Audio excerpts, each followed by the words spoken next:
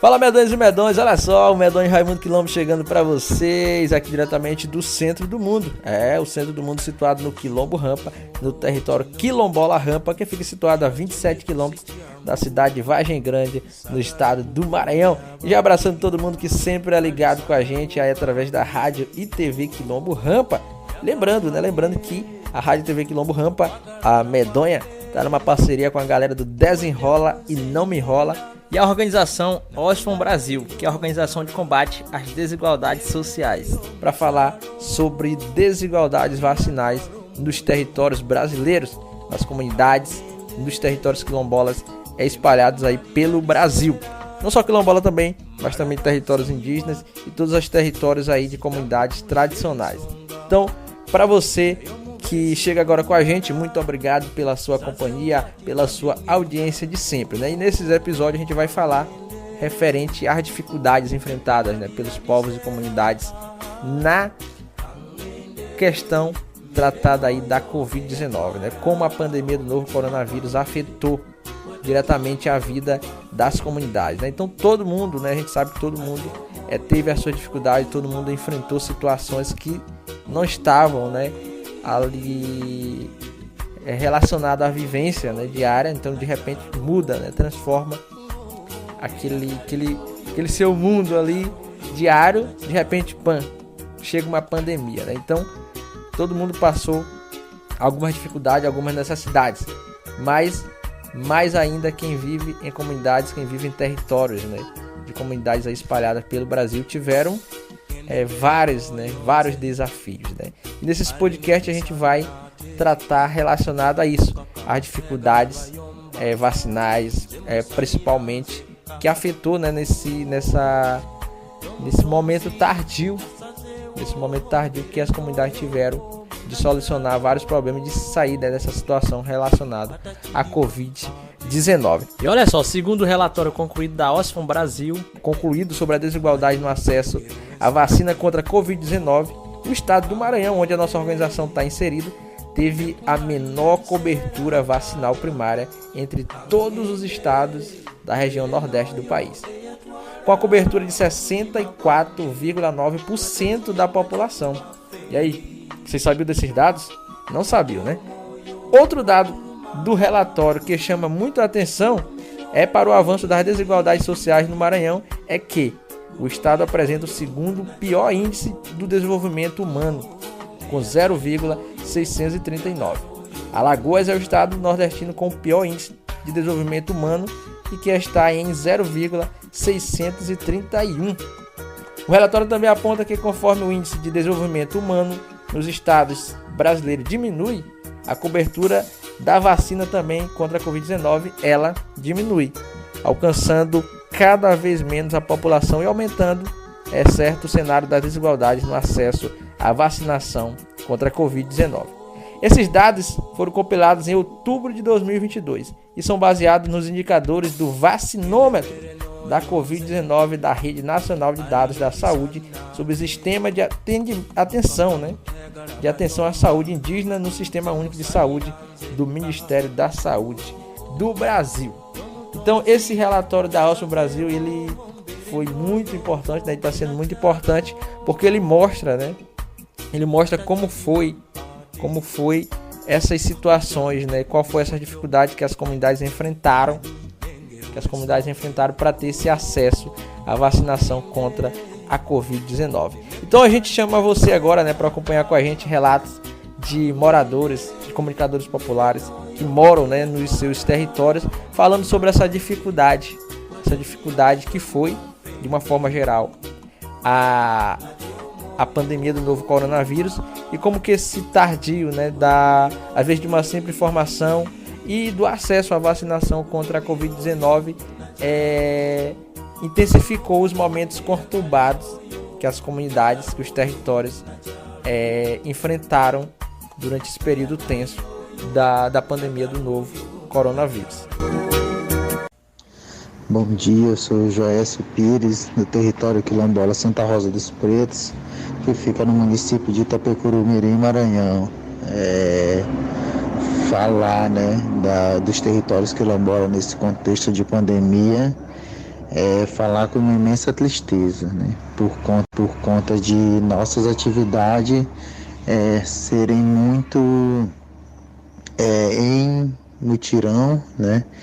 E as nossas próprias festividades ser muito junto, né? A gente vive a cultura também do junto, do estar com o outro, do poder cantar, poder brincar, poder dançar, poder se abraçar, né? Então, com essa pandemia, teve a necessidade de estar só, né? De se separar. E foi muito difícil, muito complicado mesmo, né? Toda essa situação, a própria questão da produção dos territórios, né? Questão do fica em casa, então as pessoas não tinham muito o que fazer, né? Então foi muita dificuldade assim atravessada por conta dessa pandemia, né?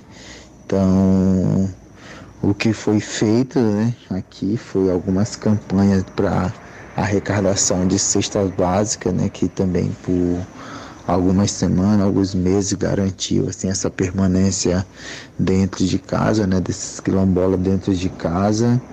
E uma parte que a gente até hoje, né, ainda sente muito é a questão dos festejos tradicionais, né? Principalmente aqui o território tem um festejo muito grande, então a gente já está praticamente 3 anos sem fazer o festejo, né? Isso é algo que deixa todo mundo muito triste, né? Porque é um festejo que acontecia há mais de 250 anos, festejo do Divino Espírito Santo, né? Com toque de caixeira, coroação de império, né?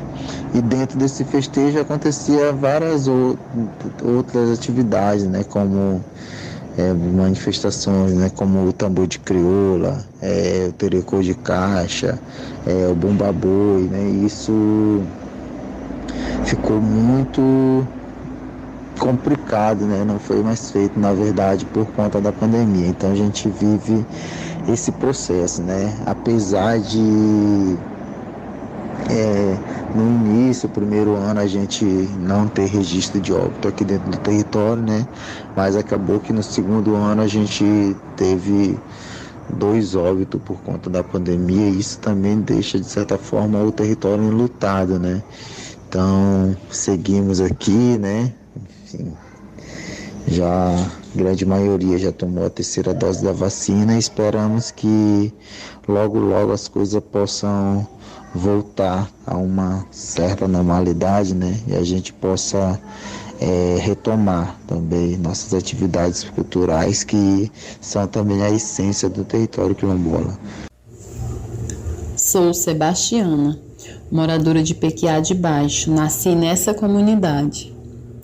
Nossa dificuldade maior no bairro, devido à pandemia, é o acesso à saúde. Muitas pessoas adoecem e temos que ir para o centro, pois aqui não temos um atendimento que supre nossa necessidade. Outra dificuldade que enfrentamos em nosso posto de saúde, não veio a vacina do Covid. Quando vamos vacinar, temos que ir para o centro ou para outro bairro, pagando passagem. Muitas vezes vamos a pé, ou esperar um coletivo ou um táxi, que muitas vezes voltam da cabeça da ladeira, que é o pior, né?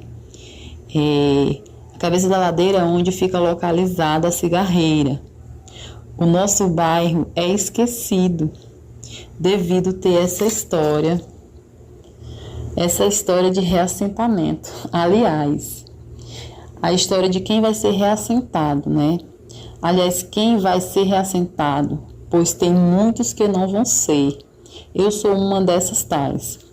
Portanto, essa comunidade fica por fora de muitas coisas.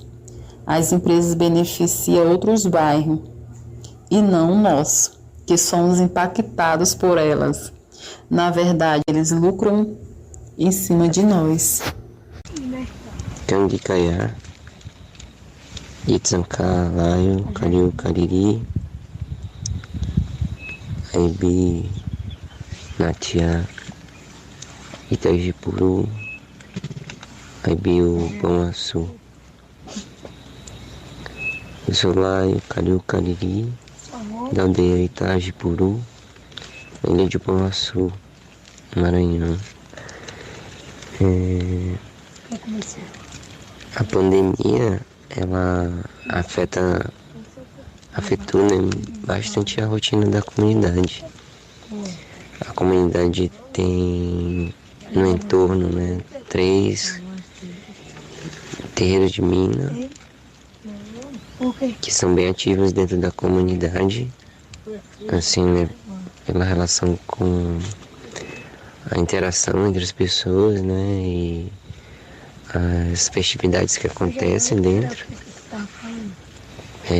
uma relação de união, né, de encontro, e que com a pandemia acabaram que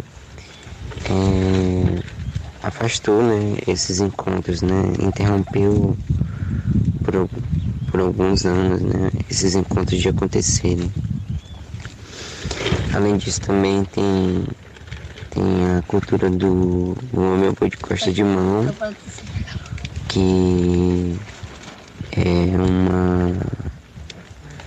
uma atividade ritualística, né, do Maranhão, e que é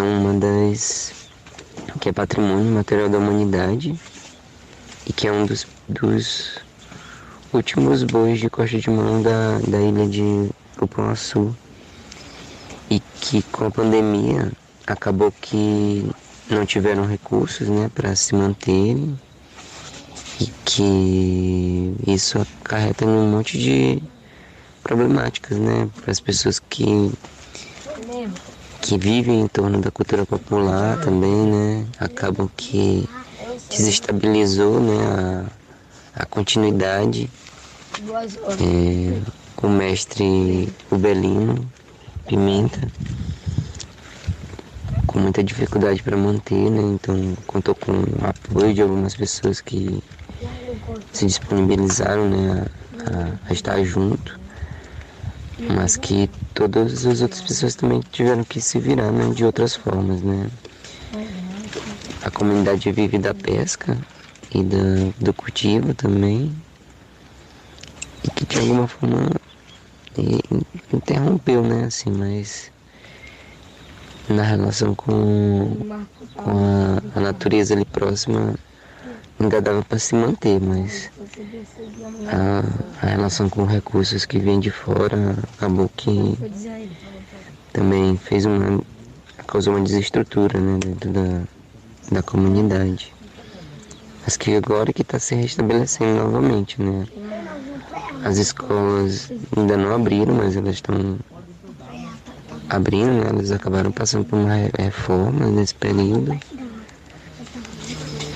E é isso, né? A gente vai se fortalecendo, né, em palavras para que em união, né, Bipigoné, para que a gente resista na força do grande espírito.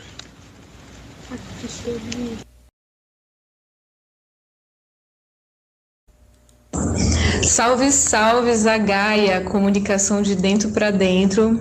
Aqui quem fala é a prima de vocês de Belém do Pará, Iná Caburé. Faço parte do grupo de mulheres brasileiras que nasce num bairro periférico, periurbano da cidade de Belém, o bairro do Bengui.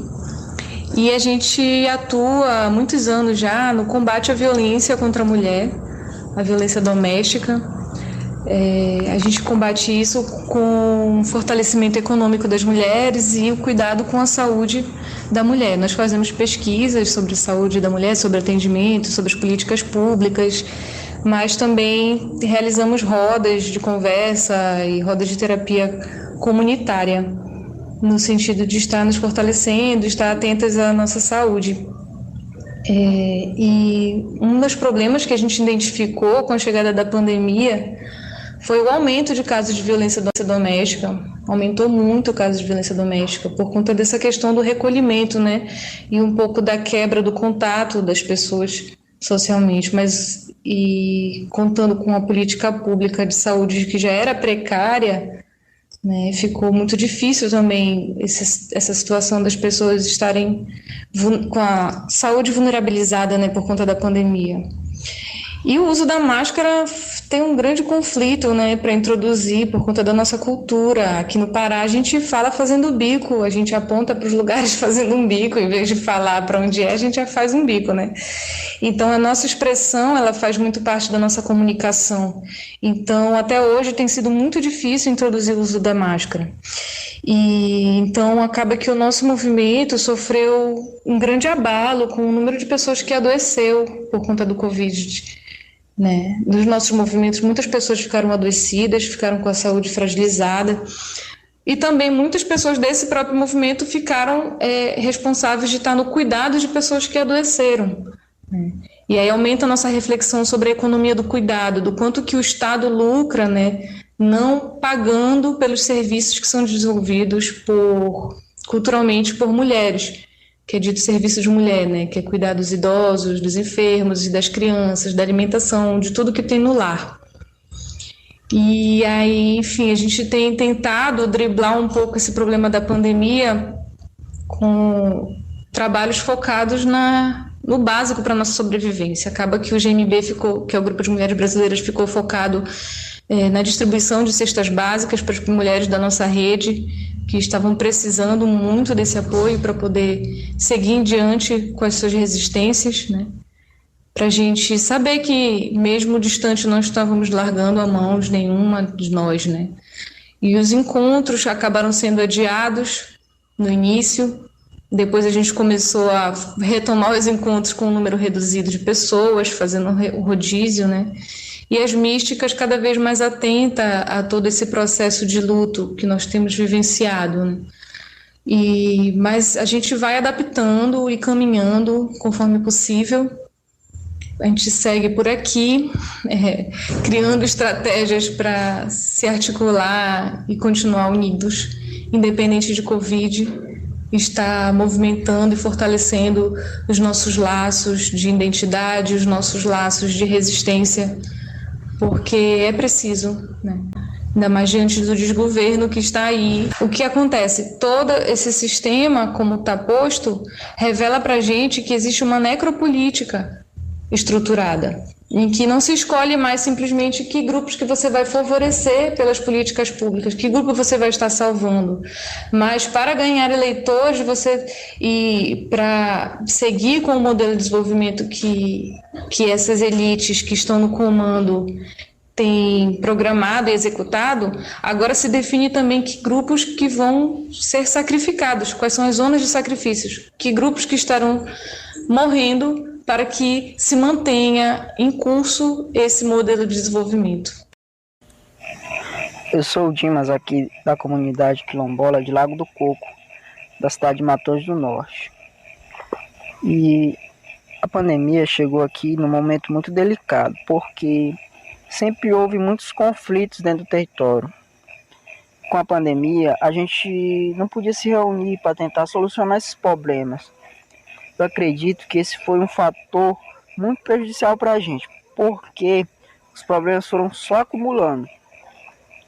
A gente tinha muito medo de se reunir, porque a maioria da comunidade é parente. E é assustador imaginar perder alguém próximo assim. Tudo isso acabou afetando o psicológico de todo mundo, principalmente o meu. Eu não saía de casa, não pegava na mão de ninguém. Ficava criando protocolos para poder sair. Meu medo era contaminar meus avós, minha mãe, as pessoas que eu convivia. A gente só foi ficar mais tranquilo com a chegada da vacinação. E aconteceu algo muito especial, porque a minha avó foi a primeira quilombola a ser vacinada aqui dentro do território. E isso foi muito importante. Com a vacinação, a gente pôde ficar mais tranquilo, retomar a vida cotidiana, os velhos costumes, trabalho coletivo. E o mais importante, não tivemos nenhum caso grave e nenhum óbito pela Covid. E o recado que eu deixo para quem ainda não se vacinou: vacine-se, se proteja e proteja as pessoas próximas a você.